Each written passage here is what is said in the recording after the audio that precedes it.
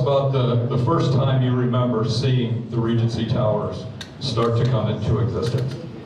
So I lived in Huntridge neighborhood, just off of, I lived on Chapman Drive, just off of Charleston Boulevard. Chapman is just one street east of 15th Street. And so I graduated high school in 1973. So fall of 73, I'm a student at UNLV.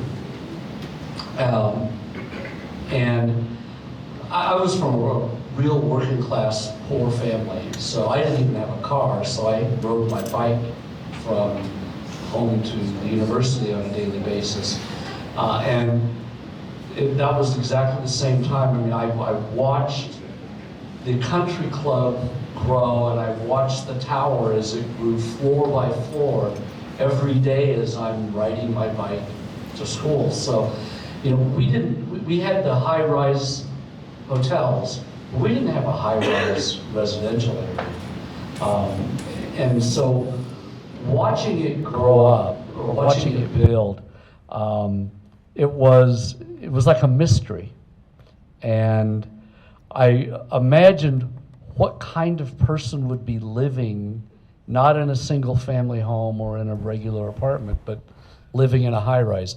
I was also working for a plastering company at the time, and the plastering company that I worked for, we built the Monterey condominium complex. So I mixed mud, built scaffolding. I was just a common laborer.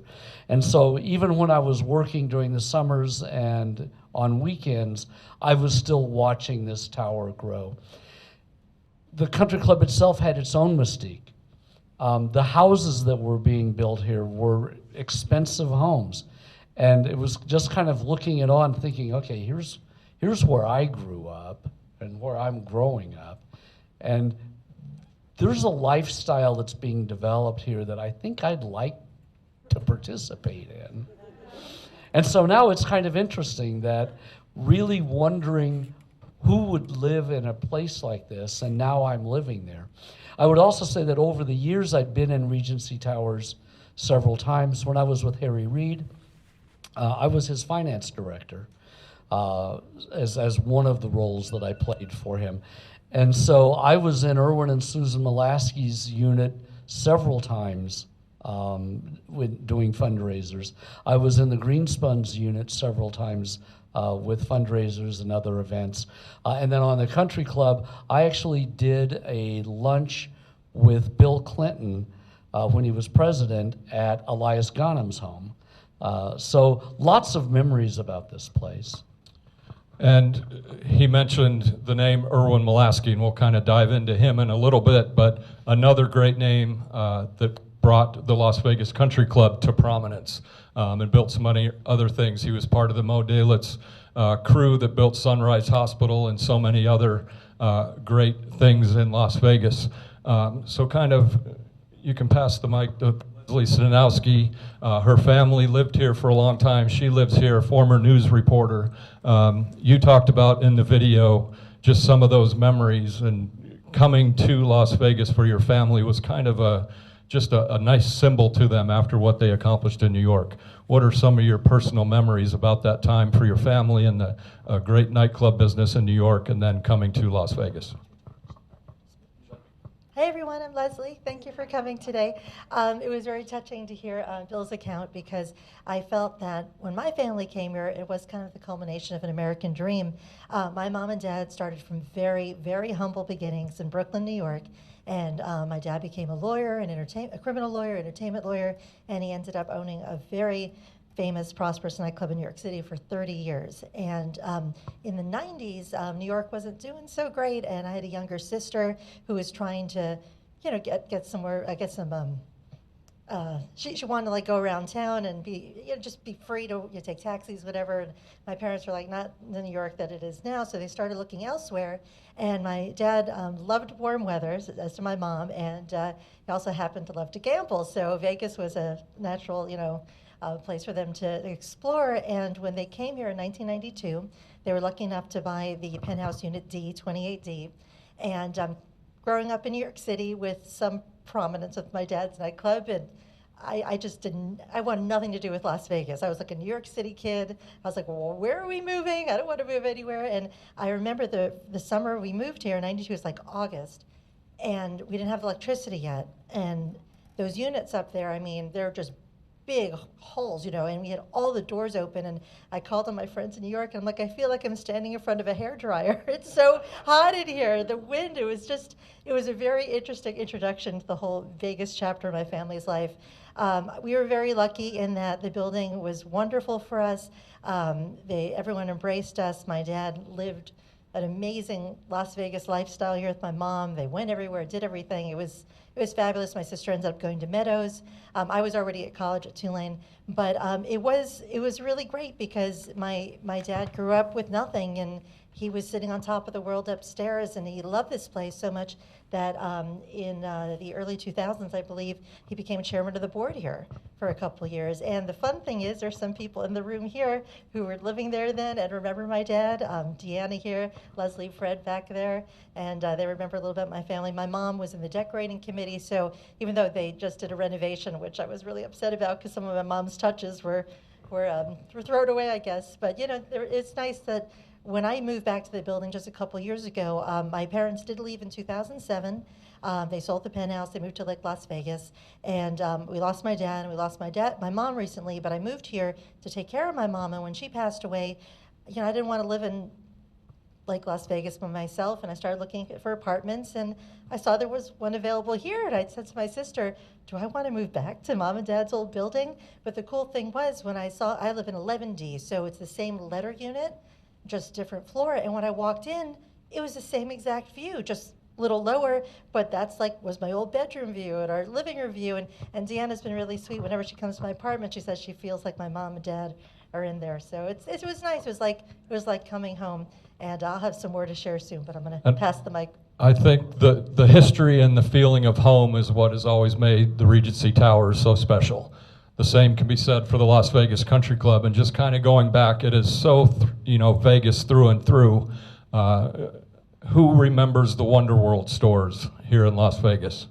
One of the first, I guess you could call it the precursor of Walmart, so to speak, but Paul R. Channon, who was the original developer of Regency Towers, was the man behind Wonder World. So there's so many different ties, like, the funny money that Bill talked about.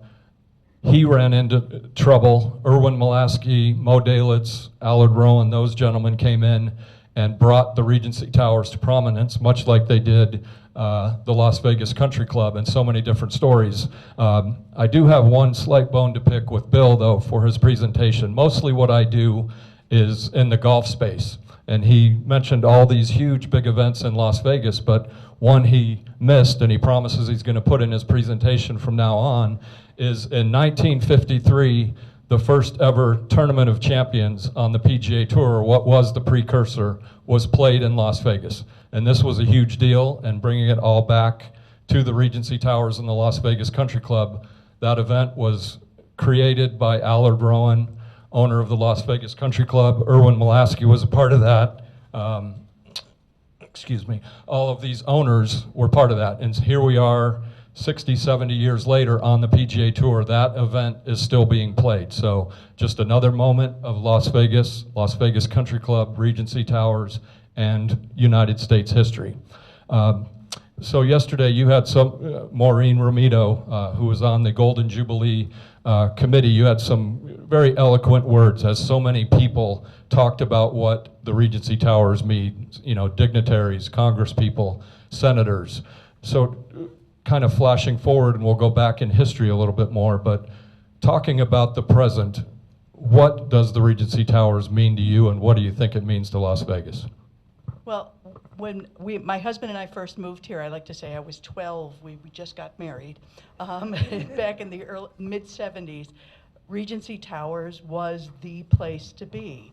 And it was also, the place at the country club, because I worked in the 80s for Valley Bank of Nevada, which was E. Perry Thomas and Jerry Mack. It was where business took place. Las Vegas Country Club members, by the way.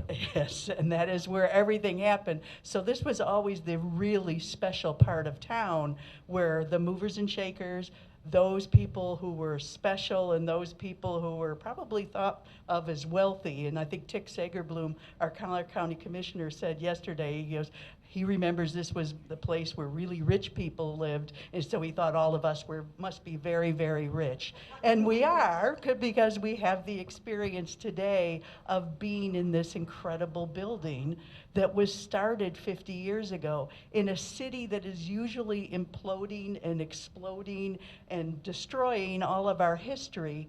We didn't do that here at Regency Towers or the Las Vegas Country Club. We're preserving it, and we are best reflections of what the future is going to be. We're the people that recognize the value of living here. We're the people that recognize the incredible views we have out our windows, the incredible neighborhoods we live in, as opposed to other baby condo units, which are concrete jungles when you come outside. We have this great neighborhood that is well developed and well cared for. So I think the value of what our building has been a little bit forgotten, and this 50th anniversary is giving us a chance to reintroduce it to the community and letting the community know, hey, it's not just historical, it's a great place to live. And so I thank all of you for coming today and participating and helping us to kick off this celebration. For sure. And you talk about all the implosions. I mean, it's world news when we implode buildings, and something to give you solace is when the new ownership of the Las Vegas Country Club came in about 5 years ago. It was actually equity owner-owned. A new company, Samick Music Corporation, came in, and a lot of people were scared that the course was going to go away due to some really strict CCNRs and actually the dedication of the new ownership group to the Las Vegas Country Club. That course is there to stay. They appreciate the history. They've actually invested in the history. You see, they've put in the replica casino plane. They put in statues of Dean Martin. If you've had a chance to play it, several of the holes have historical landmarks on them. In many different ways, they embrace the history of this area, which not only includes the Las Vegas Country Club, but the Regency Towers. So rest assured that that view and the feel and the vibe of the Regency Towers will live on for a long time. So that leads us to Mark, who is a resident realtor here, has been making a significant difference for 18 years, but kind of tell us how the Regency Towers still stacks up in the Las Vegas with so many different high-rise condos around there. What are your feelings about where the Regency Towers stands today? So, first of all, thank you for allowing me to be here. I'm very humbled as not a resident of Regency Towers, but I've worked in here for decades, 2 decades now. And it is an honor and it is a privilege to come through these doors every day. I knew when I got into real estate that there was a mystique with Regency Towers that I wanted to be a part of. I'm sorry. Can you hear me better now? All right, sorry about that. So there is something that Regency Towers, in my opinion, is, and all of you share this, it is not just another condo community. It is not just another piece of real estate. There is something genuinely special about this place that each and every one of you know and share. And I think that's truly what separates Regency Towers, aside from the views, the units. There is a history and a culture that everyone here has spoken about that is able to be shared with each and every one of you. Whether you live here, you're a resident of Las Vegas, there is something very rich about Regency Towers, and I truly think that that is what makes this a home, but makes it truly special. And to be able to share that generation after generation. Leslie, thank you. I had no idea your history in the tower either. So to hear that story and to hear others is really what makes it to be. You know, in the 70s, there was a relatively big residential high-rise. We had Marie Antoinette, we had Casablanca, we had the Wimbledon and Regency Towers, and then it stopped. But nothing really compared to what Regency Towers ever had. And I think that will just continue in the next 50 years. There'll be more stories. and those stories of the past will just continue to be shared. So. Well, we'll bring it back to Bill here a little bit, but one of my favorite lines in the video is, "If these walls could talk," that Mark mentioned, and no question about it. So many different moments in history here, but bringing it back to the Las Vegas Country Club a little bit, one wouldn't be here without the other, so to speak, but just get into a little bit more of that connection between the Las Vegas Country Club and the Regency Towers. As an aside, we dedicated an entire chapter in the Las Vegas Country Club book to There Goes the Neighborhood, and the Regency Towers was a big part of that. But talk about the connection between here and the Las Vegas Country Club. Well, I'll do it with just one story. It's well known that Anne Margaret traipsed through here, that Elvis Presley traipsed through here on many occasions. But what you may not know, I mentioned Elias Ghanem a little while ago. Elias Ghanem was a physician, but he also owned one of the first real HMOs in Southern Nevada, and it made a fortune off of it.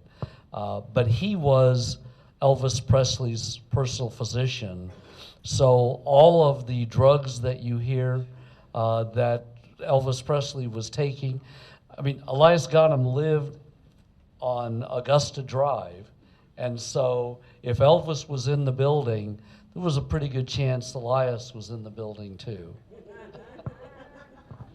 So many Vegas stories. Going back to the beginnings of the Las Vegas Country Club, it's, I think, more common knowledge that Erwin Molaski, Mo Dalitz, and that group brought it to prominence, but much like the Regency Towers, the Las Vegas Country Club had initial challenges as well financially. It was originally developed by a gentleman named Marvin Crater, who was the owner of the Boston Celtics at the time.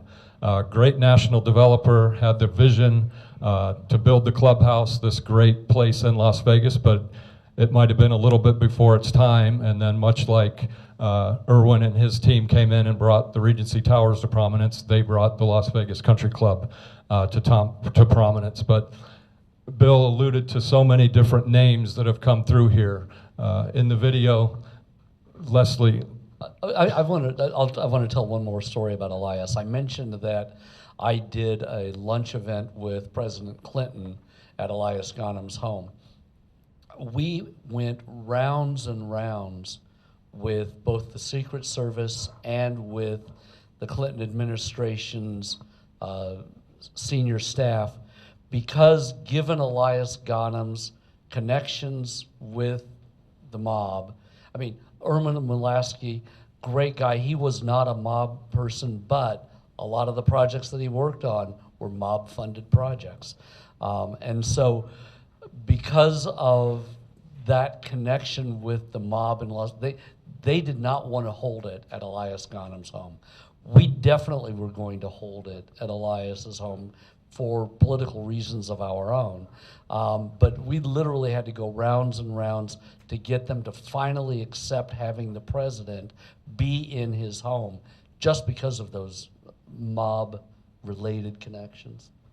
And Bill mentioned it, I think, a little bit in the talk, and he mentioned it in the video, that the mob was legitimized here. These were our philanthropists. These were the people that gave to charity, that helped build UNLV. So they came here, and what they were doing illegally back wherever they were from was legal here. So they really made a big mark on it, on Las Vegas. But so many big names have come through this building. As a reporter, you have some interesting stories. You talked about the Flying Elvi. You talked about Michael Jackson, LaToya Jackson. Share the quick Michael Jackson, maybe going a little bit more in depth than we had time for in the video. Sure. Well, first, talking about Bill Clinton, I remember when he was playing golf here, and we were on our balcony upstairs watching, and the Secret Service, they were everywhere. Like it was fun to watch them. That was the time, probably. The exact same day. Yeah, we remember that. It was kind of cool because there was a big presence, and it was exciting for him to be there. But yes, from our balcony area up there, we saw a lot of fun things. They're very Vegas-y. One time, you just alluded to the flying Elvi. So we were just out there, hanging out, probably doing a barbecue, up in the penthouses. There are these big decks with pools right there. So we're hanging out by a pool, and all of a sudden we're looking up. We're like, what's going on? And there was a plane, and these guys jump out of a plane, and they're all flying Elvi, locking arms, and we were like watching them go right onto the golf course. And my mom was also a photographer, so she had her camera out, and oh my gosh, she loved telling people about like living in Vegas. So you never know when you see flying Elvi just jump out of a plane, landing at your front lawn practically. But we upstairs in 28, we were nestled in between all the big families of Vegas that we all talked about. The Malosky family was to our left, the Greenspuns were to our right, the McDonald's with McDonald Highlands, they were across the way. And my mom, who I mentioned, was a great cook. She was always wearing an apron, so we always used to joke, because she used to kind of joke that Mrs. Malosky always thought she was the maid or something, because she always came out in her apron throwing out garbage, and Mrs. Malosky would always be dressed to the nines with tons of jewelry, and look at my mom, and she always came in, she goes, I believe that woman thinks that, I'm a domestic if that I'm, not an owner. It was kind of funny. But anyway, the LaToya and Michael thing was kind of cute. So LaToya Jackson lived here, and she usually looked like she was in full LaToya Jackson regalia with a little white suit, little sailor hat. And my mom didn't always have great opinions of the Jackson family. But one day we were in the elevator with LaToya, and my mom was with her Williams-Sonoma bags because she was a big cook, and we were in the elevator. And I was trying to be all cool, like, okay, well, I'm not in the elevator with LaToya Jackson. All I wanted to do was stare at her. And she was so sweet. And everyone who knew her, I'm not making fun of her, but she had a very signature voice. And she's like, what is Williams and Sonoma? And my mom looked at her, and she goes, oh dear, and that was it. For like whatever it was, I think she was on 17 or 18, I can't remember what floor she was on, but from the ground floor up, my mom was telling her all about Williams and Sonoma, and they had this great little chat, and when after she left, the door closed, my mom looked at me and went, wasn't that lady just the nicest lady you've ever met? And I was like, what? It was hysterical. And if I can, you want me to just tell the Michael Jackson story real quick? So everyone remembers when Michael Jackson was on the lam for about a week after the first allegation. No one knew where he was. Well, he was right across the hall from us. There was a guy who was living, I never understood if it was the Malosky's apartment or one next to it, but he was right across the way, and he knew everyone in Vegas. He was like a big entertainment guy. So Michael was holed up in his apartment. So I was working for the New York Post at the time. So I'm like, well, okay, I got to get a story, right? So I write a little note in personal stationery, slipped it under their door, said, hi, I'm Leslie. I'm right across the hall. I work for the New York Post. If you want to tell your story verbatim, I'll make sure they get it. And my mom's a great cook. You can have dinner. When the next day, Michael Jackson left the building because a little pesky reporter slipped a note right under the door. So yeah, we've had a lot of fun. And I just want to say real quick, George Carlin in person, what a good-looking man.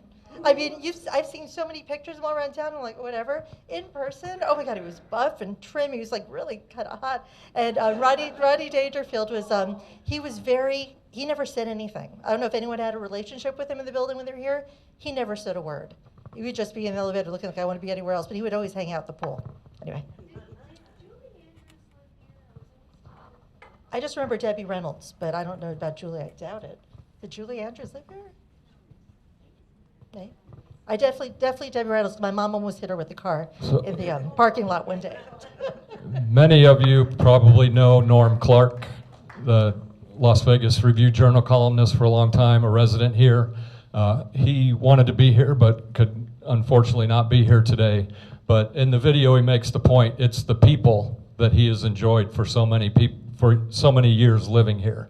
And when he first came to the Review-Journal, he was suggested by the then publisher that this is where he had to live because one, it's a great place, but two, you might find some pretty good stories. And I know he tells a story of riding with George Carlin and Debbie Reynolds dancing in the lobby and different things like that. But it is the people. And Maureen, as part of the Golden Jubilee and going through this and kind of appreciating the history even more, just talk about the people, not necessarily the big names. It's the everyday folks like myself and everybody on this panel that really make the Regency Towers special and the people that have lived here for so many years. Talk about what the people mean to the Regency Towers. Well, I was going to say one of the most interesting things, and Rosemary, who's our great historian on our Golden Jubilee Committee, who's doing all of this research, that luckily, I guess, for us, that public records of who owned what unit and all of that is available on the internet. At least back to so many years, they list every owner that was there.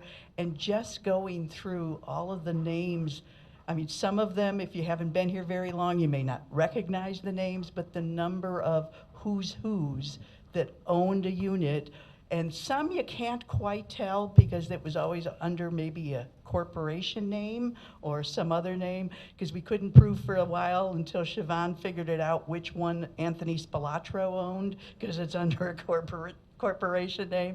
So it's an incredible history of Las Vegas, but I think even now, we're the incredible history of Las Vegas because we recognize the value of what we've got here, and we are making it better and better. I mean, the number of places that we've renovated are all of our units that were either renovated before we bought and moved in, or that we've renovated and brought into or out of the 70s and into the 90s and then now into the 2020s.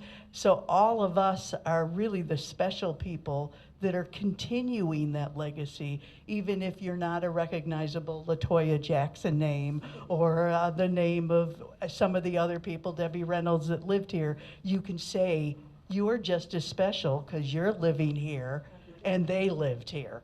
So I think we all have to keep recognizing that there's, even though we talk about the famous ones, we're the best ones right now because we're here. Let's give that a round of applause. So Las Vegas and the Mafia are synonymous, and we embrace that history. Nobody did that better than Oscar Goodman, who Bill mentioned in his speech. But there are some great stories, and I was having a conversation with somebody yesterday during the dignitary presentation, and they asked, is the Las Vegas Country Club where they filmed the movie Casino? And that's a yes and no question. They didn't film the movie Casino, and who has seen the movie Casino? Has everybody seen the great movie Casino? That's based on real-world Las Vegas events. It was not filmed here. It was filmed down the road at Las Vegas National Golf Club, but the real-life casino action took place on the fairways and in the clubhouse and in the neighborhoods of the Las Vegas Country Club. Lefty Rosenthal lived on the 13th fairway. Tony Spilatro, his character, was a member of the Las Vegas Country Club. And just a quick story, it's probably my favorite story in the book, is Tony Spilatro is a member of the Las Vegas Country Club, and everybody knew it. And in the 70s, early 80s, the Las Vegas Country Club got a nickname as Mob Country Club. There was even a story in the Los Angeles Times about it being a mob country club. And much like we just talked about, the Las Vegas Country Club was made up of a lot of everyday people, doctors, lawyers, business people, but the common perception is this place is run by the mob. So board of directors meets in the room. They have a discussion. They talk about, we need to ask Tony Spilatro to leave the club. And they have this long discussion. I'm sure it was quite interesting discussion. Finally, they bring it to a vote. They vote. Who all votes to vote Tony Spilatro, one of the most notorious mafia people in the history of the world, out of the Las Vegas Country Club? It's unanimous. There's one abstention. I won't mention. It is a prominent name in Las Vegas who did abstain. They have this vote. They vote it. Tony Spilatro, they're gonna tell Tony Spilatro to leave the Las Vegas Country Club. The room goes dead silent, and they kind of all look around. And there was a general manager at the time, I think his name was Macbeth was his last name. Blanking on his first name right now, but he looks around the table, and it's, he's the general manager, and he asks, who's going to tell Tony Spilatro that he's no longer going to be a member? And one of the other board of directors went down, Mo Dalitz, who was the king of the mafia basically in Las Vegas. He was more legit in Las Vegas, but he was known as a big-time guy. They went and talked to Mo. He was sitting in his normal spot at the bar and said, Mo, we just voted Tony Spilatro out of the club. Now we don't know what to do. Mo looked at him and said, no problem, I got it. Next morning, Tony came to the Las Vegas Country Club, cleaned out his locker, and he was no longer a member of the Las Vegas Country Club. So that, just a great story, but it shows the power of Mo Dalitz. When Mo talked, people listened, including one of the most dangerous mafiosos in the history of the United States. But with that, there are some other fun stories that, Mark, you mentioned. The secret passages in the Regency Towers and the folklore that maybe can't be proven, but just share a little bit about maybe some of the stories that you've heard about that connection to the Regency Towers. Legend only. I don't know if they truly exist, but there are stories that are passed on from homeowner to homeowner, and Never let the truth get in front of a good story. But there's legend. There's stories that some of those notable folks that lived here at Regency Towers had quick getaways from unit to unit, from closet to closet, in which they were able to make quick exits out of in case there was a raid or in case there was something. So yes, there is stories. I think anyone who spends some time in 27 and a half, where it's the level beneath the penthouse pools and floor 27, there's a history down there in and of itself. I've had an opportunity to spend some time down there working with some of the pools inspections, et cetera. And there's stories written, there's things that are written on the walls from contractors, from residents, nothing too scrupulous, but there's even a history down there. But yes, there are stories that there are quick getaways, as any good mob story will have. Funny story as well, I had an opportunity to represent Miss LaToya Jackson when she was exiting the building many years ago, and it was a time capsule. She hadn't actually resided at Regency Towers for a couple of years prior. So everything was as it was. I mean, the closet was completely full of every rhinestone-studded boot, every rhinestone-studded hat, sailor hat that you can find, jewelry, shoes. I mean, there was just, everything was in there. And, I kept asking her, LaToya, what are we going to do with all the personal contents? And she says, well, do you want any of it? I tried on every sailor hat you can find and took photos of every one of them. But she ended up having someone come in and get rid of it. But it was in the middle of the night move for her. She made it very quiet as she exited the building with the last of her personal belongings. But dynamic woman nonetheless. But she had stories as well, sharing the story about her and Michael were hiding out, actually. And she had a lot of stories. So she enjoyed her time here when she was here. So we've talked about, you mentioned looking out and who's playing golf, Bill Clinton, the Flying Elva, or Flying Mine.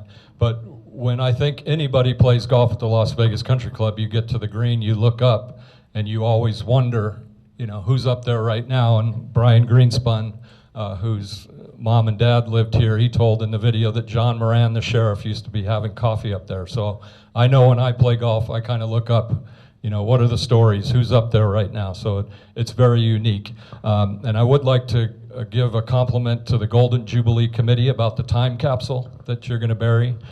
First, a great hand for the Golden Jubilee Committee for this whole weekend.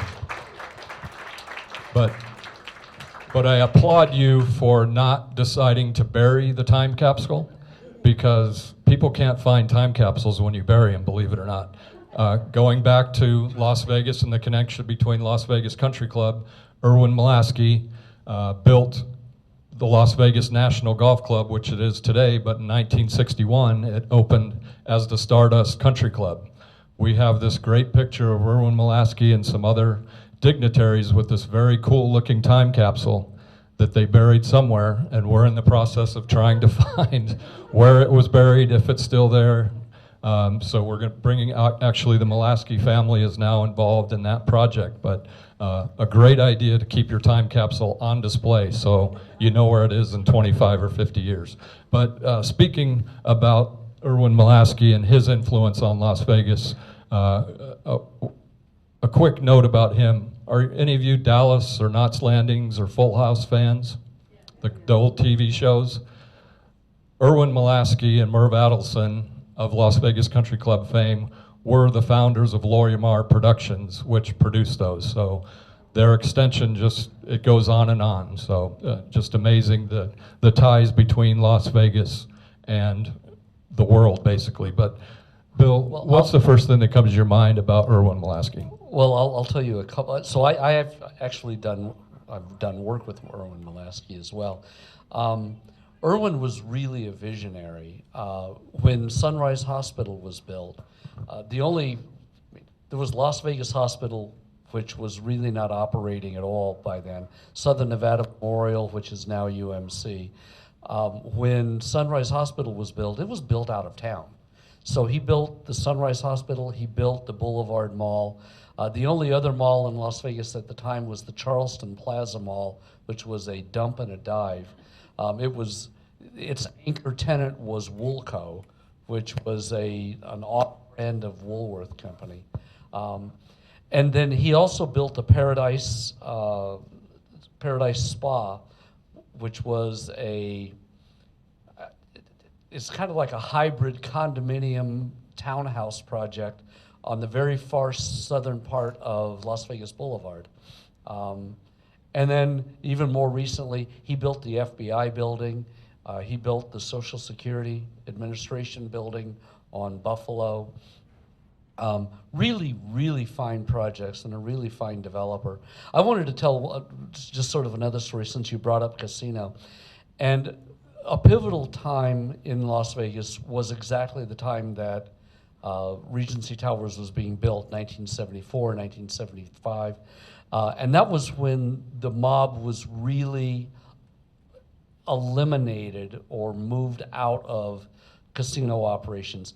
In the early 70s, they were skimming off the top, but there were people like Kirk Kerkorian and other corporate entities that really wanted to get rid of that mob mystique, because corporate investors weren't really interested in putting money into something that they thought had an illegal quality or character to it. So even though Kirk Kerkorian's properties, were not mob-owned, they were still tainted by the Stardust Hotel, by the Fremont Hotel, by those properties that were still under mob control. So you mentioned Frank Lefty Rosenthal. For the movie Casino, if you don't know, the Robert De Niro character is Frank Lefty Rosenthal. And his house was right over here on Vegas Valley Drive. And Frank was having dinner at Tony Roma's, which was across from the Commercial Center on Sahara, so not far from his place, and they bombed his car. He narrowly escaped getting out of that. But Harry Reid was the chairman of the Las Vegas Gaming Commission, or the Nevada Gaming Commission, and he was charged with, holding investigations and denying the gaming licenses or revoking gaming licenses from those mob-oriented properties. So the Argent Corporation, he brought them up before the Gaming Commission, and it was his investigation that got rid of the Argent Corporation out of the Stardust and the other properties and brought in the Boyd Group to run those. So, and I can tell you that Harry was caught on, he wasn't caught on tape. There was one of the mobsters caught on tape saying, "We have Mr. Cleanface in our pocket." Harry, obviously, he was Mormon, and so it was a direct reference to him, and everybody thought that meant that Harry was on the take with them. But if you look at Harry's actions, he was clearly not on the take, because they also wired his car, and his wife Landra came out and couldn't start the car, and they found out that it had been, they did such a botched job that the car didn't blow up. But they wired his car as well. Gotta love Vegas history. I think we'll close it up with some final comments, and then is it okay if we open the mic up to maybe a couple stories if anybody in the audience wants to tell a couple, or is that okay? Okay, we'll try that. So kind of close it up with what would be your overriding memory or unique thought about the Regency Towers as you look back? So again, I feel really lucky that my family had such a wonderful experience here, and I feel very, very lucky to be here as well. When I was looking at apartments, you know, I mean, there are definitely apartments that are newer than the Regency Tower. We've all had problems, I'm sure, but there is definitely something special about being here. And with my own personal family history, it was nice because I do feel like it really is home.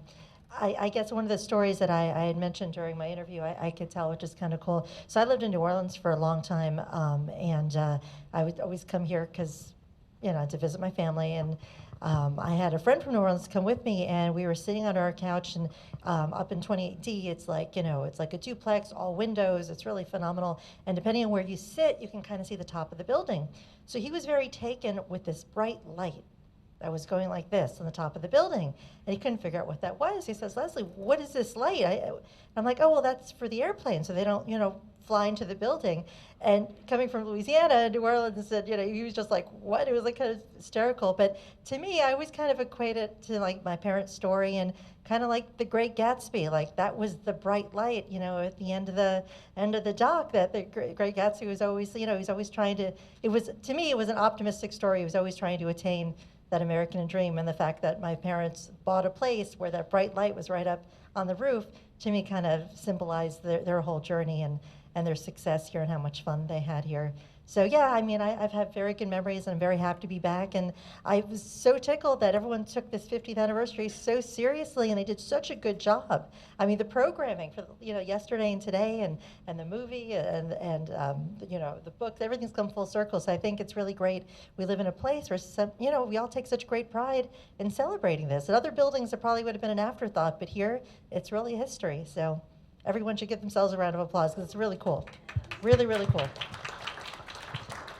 And Maureen, what are your final thoughts as you sum up Regency Towers? Well, I was going to bring up about a year before my husband and I got married, we were in New York City visiting some professor that my husband had worked with in high school, and he lived in a high-rise. And I made the comment then that one of these days I'm going to live in a high-rise. And when we moved to Vegas, like the year after we were married, and I saw Regency Towers, it's always been a dream. So to be able to move into the original high-rise in Las Vegas was a dream come true for me. And so I'm so glad we've had this opportunity to be here and to experience, and to be here for the 50th anniversary is even better. So I'm just thrilled with the fact that it's still here, it still means something, and we're recognizing it. Round of applause for that. And I Mark, think what are from your a real final estate thoughts? standpoint, everyone always talks about values. And I think what we see here today is there's not a value you could put on the stories and the history that is shared here. And I think it's incredible that there are so many stories, but continue to share those. Continue to get everyone that lives here, that considers Regency Towers a home. What makes this so rich is the history. So continue to celebrate it. And I think that that's really where the value comes in here. So.